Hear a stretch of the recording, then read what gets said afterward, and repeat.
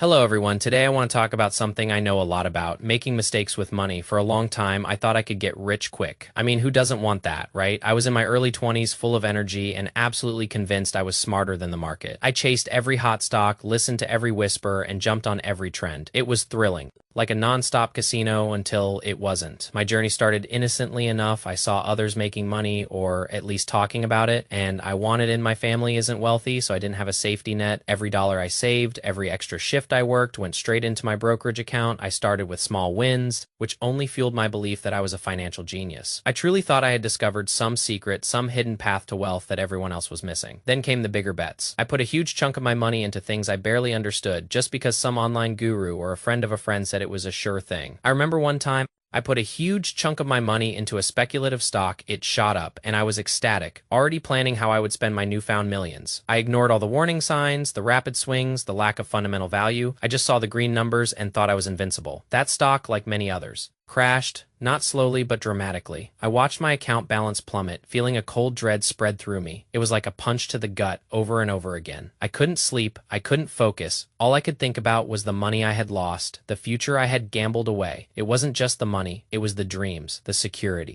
the sense of accomplishment I had falsely built. I fell for short-term speculation, thinking I could time the market. I believed in scams that promised unbelievable returns, ignoring the obvious red flags. I never thought about risk management, just poured everything in, convinced it would only go up, and emotionally, I was a mess. Every dip felt like the end of the world, every rise a validation of my misguided genius. I was constantly buying high and selling low, the classic amateur mistake driven by fear and greed. The cumulative losses were devastating. All the money I had worked so hard to save, gone. It was a hard pill to swallow, a truly humbling experience. I felt like a complete failure, embarrassed and ashamed. But in that low point, something shifted. The pain was so intense that it forced me to stop, to reevaluate everything. I realized chasing quick money was a losing game. It was emotionally draining and financially ruinous, so I changed my approach entirely. I started from scratch, but this time with education. I read books, watched legitimate financial education videos, and absorbed every piece of sound advice I could find. I learned about long-term investing, diversification, risk assessment,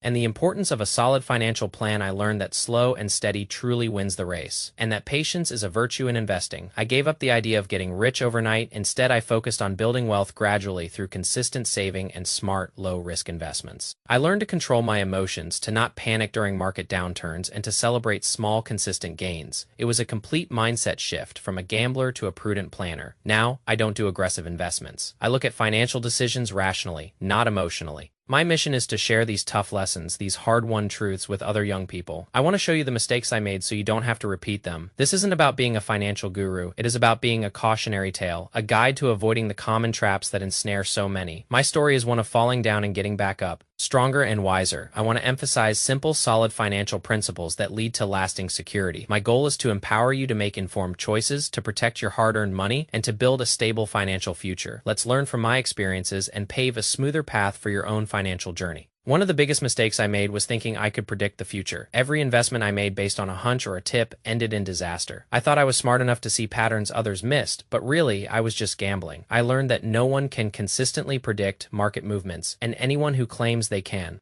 is probably trying to sell you something. My ego got in the way, making me believe I was invincible, leading to reckless decisions. I needed to let go of that illusion of control. Another huge pitfall was the allure of high returns. If something sounds too good to be true, it almost always is. I fell for schemes that promised unbelievable monthly returns, ignoring the fundamental principle of risk versus reward. These ventures always collapsed, taking my money with them. It taught me that legitimate investments offer reasonable returns over time, and anything guaranteeing outlandish profits is likely a scam. Due diligence became my best friend, researching before investing a single dollar. I also learned the painful lesson of overconcentration. I would put all my eggs in one basket, sometimes literally betting everything on a single stock or a single sector. When that one investment failed, my entire portfolio was wiped out. Diversification, spreading my investments across various assets, was a foreign concept to me back then. Now, I understand that it is crucial for protecting your capital and smoothing out returns over the long term. Don't put all your savings into one thing, no matter how promising it seems. Emotional trading was another massive issue. I would buy when the market was soaring, driven by FOMO, fear of missing out, and sell when it plummeted, gripped by panic. This meant I was consistently buying high and selling low, the exact opposite of what you should do. I learned to detach my emotions from my investment decisions, to create a plan and stick to it regardless of market fluctuations. It is incredibly difficult to do, but essential for long-term success.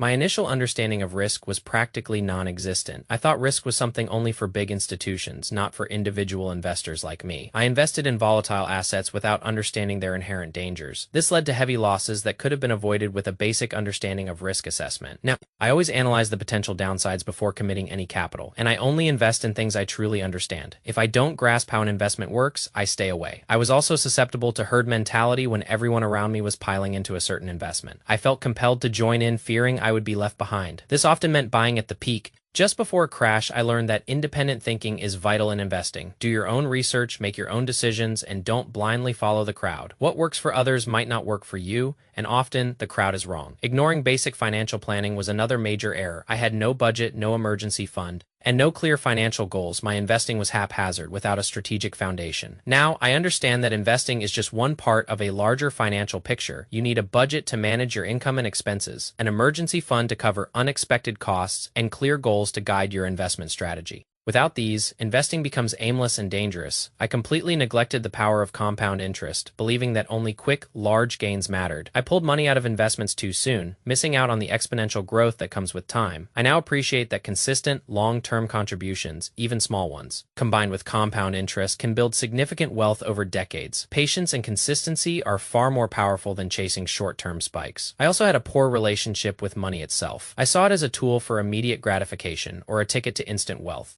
rather than a resource to be managed and grown responsibly. This mindset led to impulsive spending and reckless investing. I have since cultivated a healthier perspective, seeing money as a means to achieve financial security and freedom, requiring discipline and respect. It is about building a stable future, not just living for the present. Finally, I often overlooked the importance of continuous learning. I thought I knew enough after a few initial successes. But the financial world is constantly evolving, and staying informed is crucial. I now commit to lifelong learning, regularly reading financial news, books, and expert analyses. This ongoing education helps me adapt to new market conditions and avoid repeating past mistakes. The more you learn, the better equipped you are to navigate the complexities of investing. My path has been full of financial potholes, but each one has taught me invaluable lessons. I hope that by sharing my blunders, I can help you steer clear of similar troubles. Remember, it is not about avoiding all risks, but about understanding them, managing them, and making informed choices. Financial wisdom often comes from experience, but hopefully my experiences can provide some shortcuts for you. Now, let's dive deeper into some of these painful lessons, starting with the psychological traps I fell into.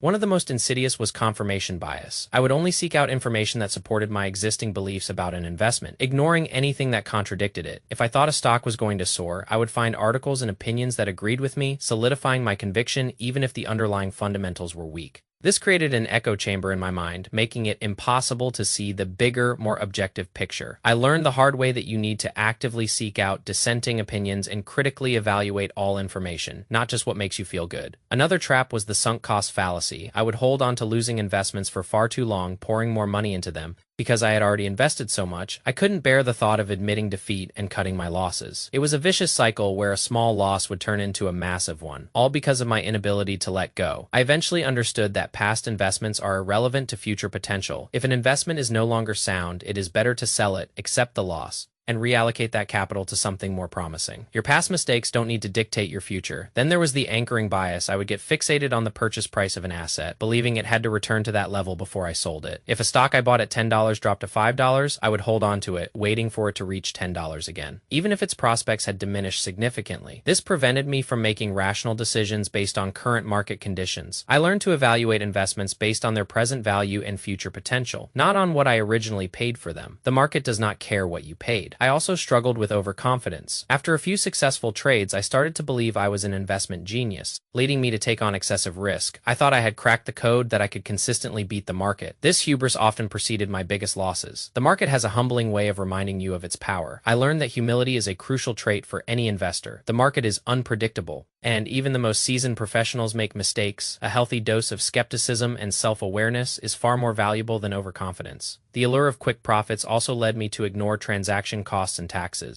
I was so focused on the potential gains that I didn't factor in the fees from frequent trading or the taxes on short-term capital gains. These hidden costs can significantly erode your returns over time. I now understand the importance of minimizing these costs through a long-term buy-and-hold strategy and being mindful of tax implications. Every dollar saved on fees and taxes is a dollar that stays in your pocket, or better yet, continues to grow. I also made the mistake of investing in things I didn't understand, purely based on hype. Cryptocurrencies, obscure penny stocks, complicated derivatives. I dabbled in them all without truly grasping their underlying technology, business models, or risks. It was like throwing darts in the dark. This often led to significant losses because I couldn't evaluate the investments properly. My rule now is simple. If I can't explain how an investment works to a 10-year-old, I don't invest in it. Understanding what you own is fundamental to smart investing. Another painful lesson was the danger of leverage. I sometimes borrowed money to invest, thinking it would amplify my returns. While it can in a bull market, it also amplifies your losses dramatically in a downturn.